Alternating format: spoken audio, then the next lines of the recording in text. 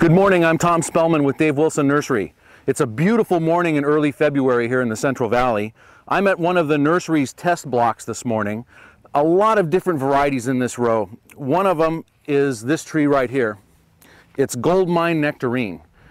Goldmine's never really been one of my favorite varieties. It has some problems. The fruit doesn't always ripen up real well. Quality's questionable from year to year. So this is a perfect example of what we can do with top working. We're going to take this tree, which is one Goldmine Nectarine, and we're going to graft 3 other varieties onto this tree to make it a triple grafted combination.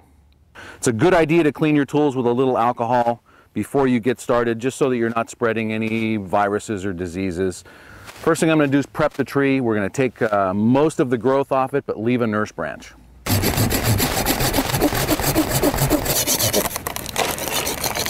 On this nurse branch, I'm going to take most of the growth off.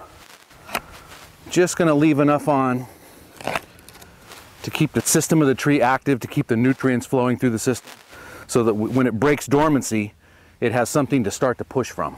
Okay, I've got the tree all prepped. Cuts are nice and smooth and clean. I've got my knife all sharpened up. I'm going to wipe it down with a little bit of rubbing alcohol just to make sure that it's nice and clean. I've got some budwood cut for 3 different white nectarine varieties. I'm going to put Snow Queen, some Arctic Star, and some Arctic Jay. So we're going to convert this over into a successive ripening combination. All 3 varieties are just delicious. The procedure that we're going to use today is called a bark graft. And what we're going to do is make an incision just through the bark about 1.5 inches or 2 inches long, pull out a flap in the bark, and then make a single back cut on our scion stick and insert that down into the flap. With a bark graft, you can graft into any size wood that you want. So I can use a small 3/8 or 1/4 inch scion, and I can graft that into a 3-inch or 6-inch or whatever caliper wood that I want to go into. So here we go.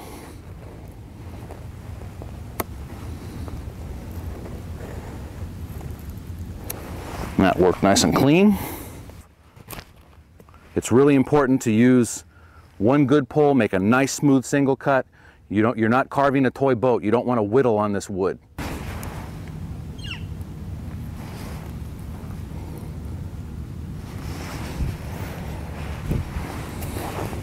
We'll put 3 different grafts, or 3 grafts on this one branch.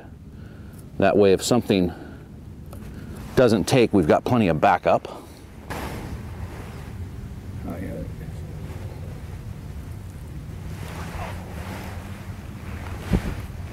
With this bark cut, I'm actually just laying my knife in through the bark and then giving it a little bit of a twist so that I can pull that bark out so that that flap moves.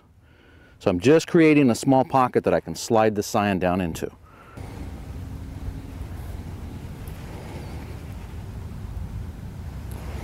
Okay, there's my 3 grafts.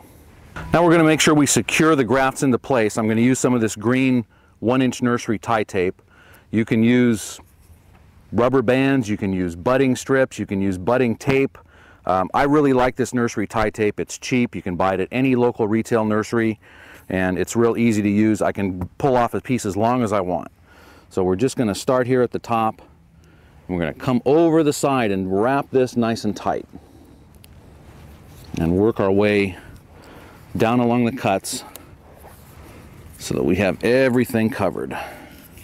I've got some asphalt tree seal here, and what we're going to do is we're going to seal up any portion of exposed cut. That includes both the scion and also the rootstock that we've budded into. So I'm going to put a fair amount on this rootstock, make sure that I get behind each one of my grafts to seal up the little slice that's exposed on those. And you don't want any water to be able to get down behind those, so you want to make sure you push a little bit in behind them. Now I'm going to seal the top cuts on my scions. That prevents any dehydration. It prevents the water and the nutrients from being able to leave that system. Keeps it nice and viable until the buds grow out. Next thing I'm going to do is use one of these little aluminum strip labels and mark the variety. It's Snow Queen Nectarine, today's date 2309. I'm just going to real loosely tie this around one of my scions. I don't want to tie it too tight. I could also tie it into the tape if I wanted. It's really not that big a deal. And the last thing I'm going to do on this graft is I'm going to bag it. And the reason I'm going to bag it is the weather the next few days in the Central Valley is going to be very warm, certainly unseasonably warm for this time of year. And I don't want to sunburn these young grafts on here. So I'm going to take one of these little lunch bags. I'm going to cut off the four corners so that I have a little bit of air movement through there. I'm just going to slip it down over the graft. Not all the way down. I don't really want it to touch the grafts.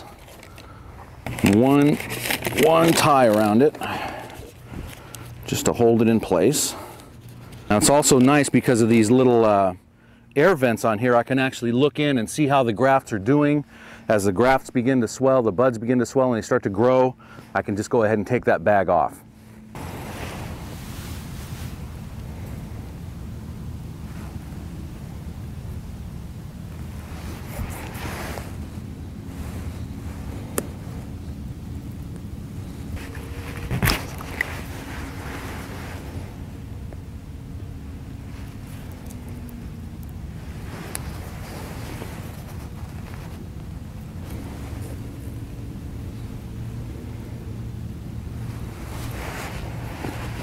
You know what? I've got a little budwood for Arctic Rose. It's another mid-season, beautiful white nectarine. So I'm going to put that on my nurse branch where I made this cut earlier, and I'm going to turn this into a 4-in-1.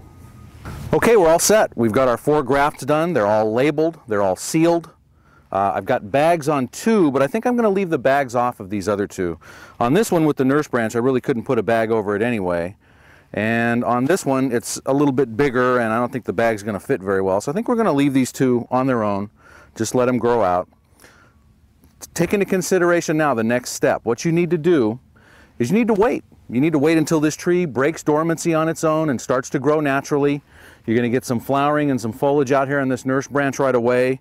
You're probably going to get some suckering from lower portions on this trunk, and the grafts are going to start to break at the same time. They're going to flower, they're going to put out a few little leaves.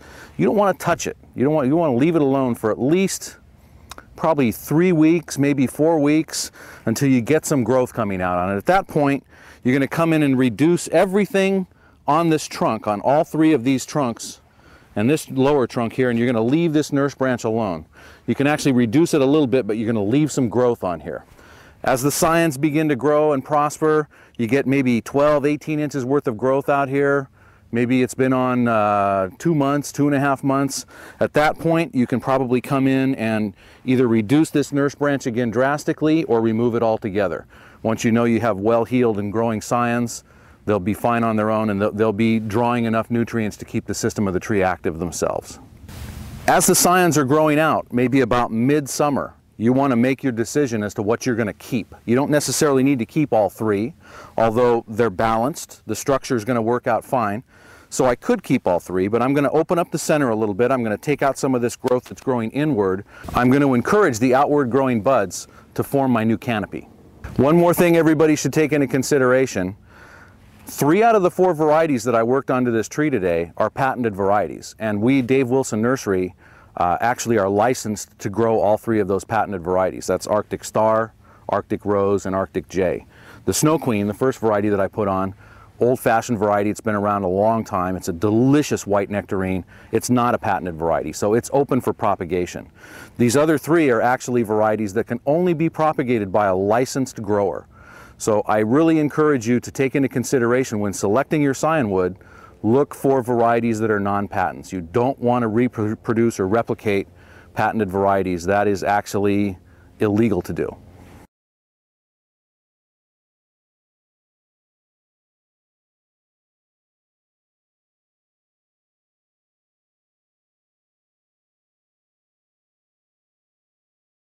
Hi, I'm Tom Spellman with Dave Wilson Nursery. It's a beautiful spring day in the Central Valley. We're out here in our experimental orchard today, and we're going to do a review of the project that we did just almost exactly 2 months ago. This was the old goldmine nectarine that we top worked with 4 other white nectarine varieties. And it looks like on Snow Queen, all 3 grafts took. On Arctic J, all 3 grafts took. On Arctic Rose, the 2 took. Had a little issue with Arctic Star. One of the grafts is missing, and another's been moved over. So it looks like 2 out of the 3 didn't make it, but the 3rd one came out okay. And at this point, 2 months after grafting, I don't really think that there's anything that I want to do to this tree. I'm going to maybe take the bags off the rest of the way. They don't really need to be on anymore. They did their job fine. So we'll take both of those off. And I might just take a look at the grafts at this point and maybe just take out a little bit of the growth that's growing in toward the center.